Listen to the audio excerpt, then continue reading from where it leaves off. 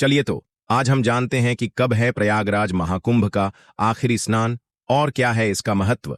महाकुंभ का विशाल धार्मिक आयोजन 13 जनवरी 2025 को पौष पूर्णिमा के शुभ दिन से आरंभ हुआ था, जिसका समापन 26 फरवरी 2025 को महाशिवरात्रि के दिन होगा। महाकुंभ के दौरान त्रिवेणी संगम में स्नान करना अत्यंत पुण्यदायी माना जाता है। धार्मिक मान्यताओं के अनुसार कुंभ में माघ मास के दौरान स्नान करने से समस्त पाप नष्ट हो जाते हैं और व्यक्ति को मोक्ष प्राप्त होता है। यह भी कहा जाता है कि महाकुंभ में विधिपूर्वक स्नान करने से अश्वमेध यज्ञ के समान पुण्य फल की प्राप्ति होती है। महाकुंभ 2025 के प्रमुख स्नान पर्व 13 जनवरी 2025 से आयोजित महाकुंभ मेले में संगम स्नान के लिए कुछ विशेष तिथियों को अत्यंत शुभ माना जाता है। इस दौरान 13 जनवरी 2025 को पौष पूर्णिमा के दिन पहला स्नान था। इसके बाद 14 जनवरी 2025 को मकर संक्रांति के अवसर पर पहला अमृत स्नान किया गया, जबकि 29 जनवरी 2025 को मौनी अमावस्या पर करोड़ों लोगों ने दूसरे अमृत स्नान पर आस्था की डुबकी लगाई।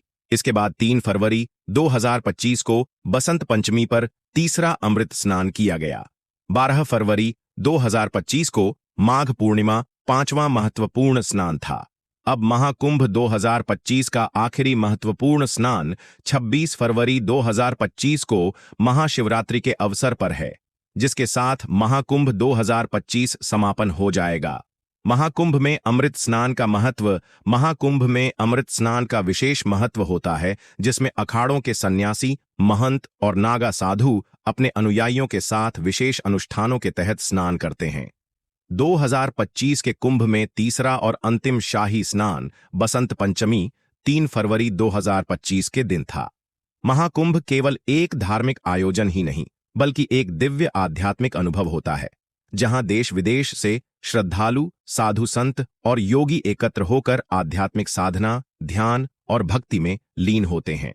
यह आयोजन भारतीय संस्कृति, धर्म और परंपराओं का जीवंत प्रमाण है, जिसमें आत्मशुद्धि और मोक्ष प्राप्ति की भावना प्रबल होती है।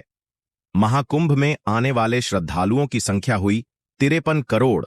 महाशिवरात्रि तक 60 करोड़ के करीब स्नानार्थियों के आने की उम्मीद। महाकुंभ में रविवार को 1,49,00,000 श्रद्धालुओं ने आस्था की डुबकी लगाई। अब तक 52 करोड़ 96 लाख श्रद्धालु पावन संगम में डुबकी लगा चुके हैं। उम्मीद जताई जा रही है कि महाशिवरात्रि तक लगभग 60 करोड़ श्रद्धालु महाकुंभ के साक्षी बनेंगे।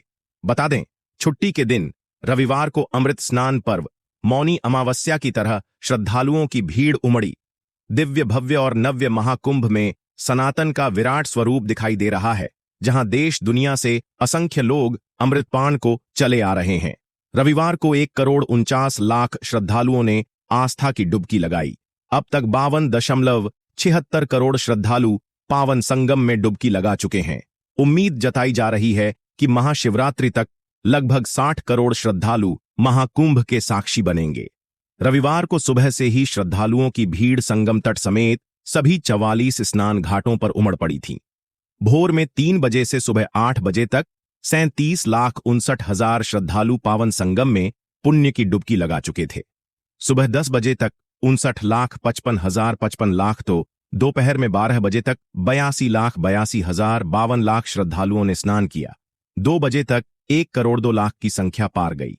शाम 4 बजे 1,18,00,000 की संख्या पार गई। शाम 6 बजे 1,18,00,000 की संख्या पार गई। तक 1.36 करोड़ और रात 8 बजे तक कुल 1.49 करोड़ लोगों ने स्नान किया। सुबह 7 बजे से दोपहर 2 बजे तक लगभग 85 लाख लोगों ने डुबकी लगाई। शनिवार को 1.36 करोड़ श्रद्धालुओं ने पावन संगम में स्नान किया था। अमावस्या की तरह उमड़ी भीड़। बदलना पड़ा प्लान। छुट्टी के दिन रविवार को अमृत स्नान पर्व मौनी अमावस्या की तरह श्रद्धालुओं की भीड़ उमड़ी। सुबह से शाम तक पावन संगम में डुबकी लगाकर पुण्य लाभ की आकांक्षा लिए हुए जनज्वार उमड़ता रहा। इससे कई स्थानों पर स्थिति बिगड़ गई, जिसे नियंत्रित करने के लिए पुलिस अधिकारियों को प्लान बदलना पड़ा। प्रयागराज मुख्यालय से 30 से 40 किलोमीटर दूर वाहनों को डायवर्ट कर पार्किंग में भेजा गया।